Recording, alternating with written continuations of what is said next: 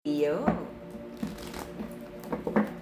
This is a Leo Sun, Moon, Rising, and Venus collective bonus reading for the month of March. For your personal reading, kindly send me a direct message. Kamusta mga Leo? Kamusta? Anong meron? Anong bago? Anong paulit-ulit na ginagawa? Let's see ang energy ng ating mga Leo. Bonus reading para sa March. Leo, Sun, Moon, Rising, and Venus collective bonus reading for the month of March. Let's see ang ating energy ng ating mga Leo. Alright, reminder. Ang nag-iisang account ng Mystic Siren ay kay Angeles 11. Any messages coming from a different account, hindi po ako yon. Mag-ingat sa scammers. Pangalawang reminder, kindly book your reading in advance because it's really challenging for me na isingit kayo doon sa naka-fix ng schedule natin for the day. Alrighty?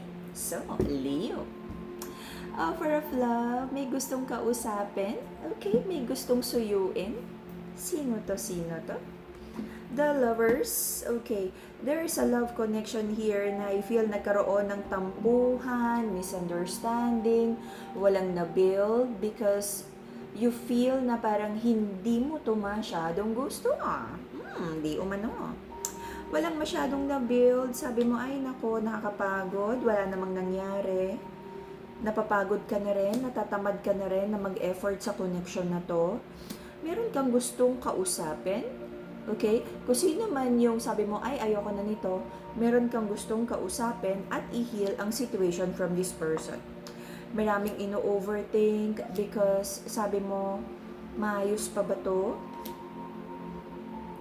Okay, para sa side ng feminine, meron kang iniisip na isang tao na ramdam mong babalik or gusto kang kausapin at iniisip mo kung gaano ba ka-honest tong masculine na to.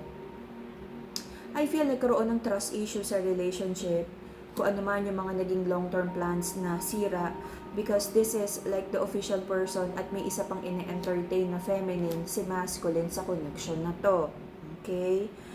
Nagkaroon ng new beginning but it feels like wala naman yung parang hindi committed, hindi buo, no?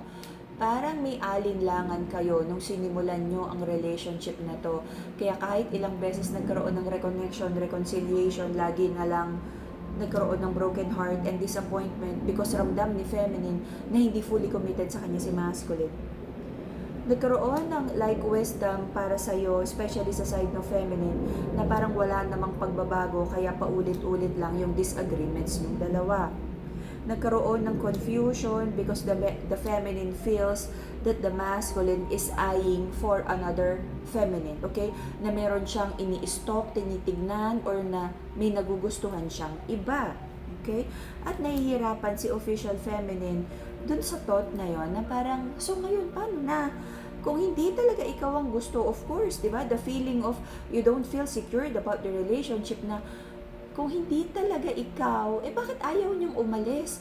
Kung gusto niya talaga sa ex, bakit hindi na lang siya dun? Kung gusto talaga niya ng bago, bakit ayaw kanyang bitiwan? Official feminine, I just wanna remind you, this masculine is keeping you parang reserba na pag binalikan niya yung ex niya at hindi siya tanggapin, babalikan ka niya. Ngayon, hindi ka rin niya binibitiwan totally kasi kung sino man din, kung meron siya nagugustuhan din na potential, itetest muna niya kung magugustuhan siya nung new person or not, which is very unfair para sa'yo. Kaya lang, for some of you na may batang involved, I feel yun ang kinukonsider mo, feminine, kung bakit hindi mo basta-basta mabitiwan ang connection na to. Okay? Marami kang doubts kung nagsasabi sa'yo na totoo si masculine.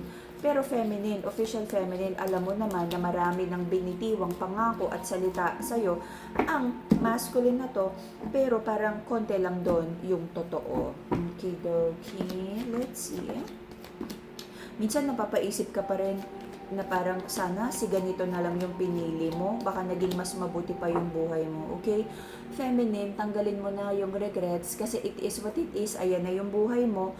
Ang isipin mo na lang hanggang kailan mo ba talagang kayang magpasensya, but if not, ano naman ang solution mo if hindi mo talaga kaya ng panindigan ang love connection na to with the masculine. Diba? Yung current person mo. So, the reason for the reading is nagkaroon ng mga lies, deception, broken promises, But it feels like pinili nyong gumawa ng tamang desisyon and to stay sa connection na to kahit nahihirapan kayong dalawa. Recent past, marami ring iniisip ang ating mga Leo tungkol sa kaperahan, kabuhayan, financial stability. Also, if may mga involved na bata or nagsasama na, the feminine feels na parang hindi ganun kadaling umalis because at some point, mas kaya mo if naghahati kayo like 50-50 na parang the feminine doesn't feel financially stable if aalis siya, especially kung may involved na bata. For some of you, parang mas malala. For some of you, parang walang steady na work, okay? Or baka pinag-resign ka na alagaan yung mga bata tapos biglang nagkaganito, okay? Unti-unting ayusin ang mga desisyon sa buhay. So, I feel, especially sa side ng feminine, you're trying to find the balance, magpasensya, unawain ang feminine, ang masculine. Ikaw muna sabihin mo, feminine, na ikaw yung bigger person, ikaw yung mag-adjust, ikaw yung bumalanse. Pero sa totoo lang, it feels like gusto mo nang mag-move forward. The masculine also, nagkakaroon siya ng ng doubts if ito ba talaga yung gusto niyang connection or gusto niyang itry yung isang connection na gusto niya o yung isang taong gusto niyang balikan. Marami na rin siyang doubts kung itutuloy pa niya ang connection na to kasi parang, yun nga nalilito ang puso ng masculine. Ito lang naman feminine. It feels like napakarami mo ng pasensya pag-unawa na binigay kay masculine. Na sa dami ng pag-unawang binigay mo, pasensya, the masculine feels very confident na anytime that he feels na ready na siya, nandyan ka lang. Natatanggapin mo siya every time kahit gaano nakarami yung pagkakamali na ginawa niya at pagkukulang. Okay? Feminine, gusto mo ba yun? So, may mga doubts dito kung sabi ng masculine, tama ba? Nakausapin niya yung taong gusto niyang balikan or gusto niyang ligawan? Okay? To take chance with. But I feel gagawin to ng masculine. Magte-take siya ng chance. Okay?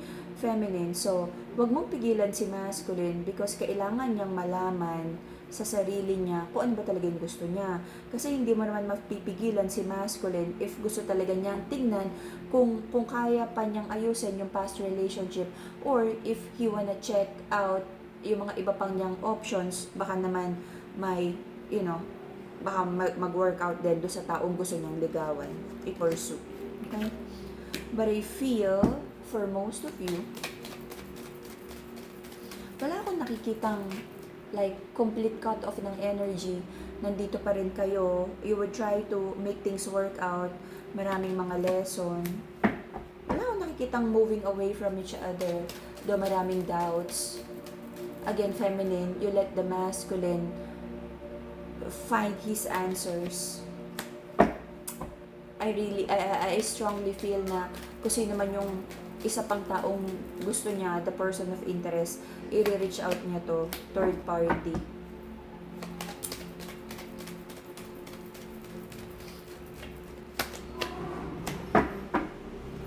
Itong masculine na to, pag sinabi niyang gusto niya, gusto niya. Habang pinagsasabihan mo, mas lalo kanyang susuwayin. You have to release this masculine first. Okay? Ang problema lang kasi, hindi ka bibitiwan hanggat hindi niya nakukuha yung sagot. Parang ginagawa kanyang reserbang gulong. And there's a feeling of sadness and disappointment in this connection. Because the official feminine doesn't feel secure. At parang nandun yung parang ang sakit, no? Hinihintay mong piliin ka. Pag hindi nag-work out do sa babalikan niya na past, babalikan ka. Pag hindi siya type, binasted siya, na gusto niyang ligawan, babalik sa'yo. Masakit yun, of course. Pero feminine, nasa iyo pa rin naman to. Okay? May pinagdadaanan si masculine na challenges sa buhay niya. Parang gustong maglaro at mag-explore ng options. Pero feminine, hindi ka naman nakatali or hindi ka naman naka-cage sa situation na to. If hindi mo gusto ang ganitong sitwasyon, gawa ka ng paraan para makaalis na dito. Ayusin mo yung buhay mo, lalo na kung may mga batang involved. Kung wala naman at boyfriend, girlfriend pa lang kayo, better. Mas madali kang mag-decide kung anong tama para sa'yo. Okay?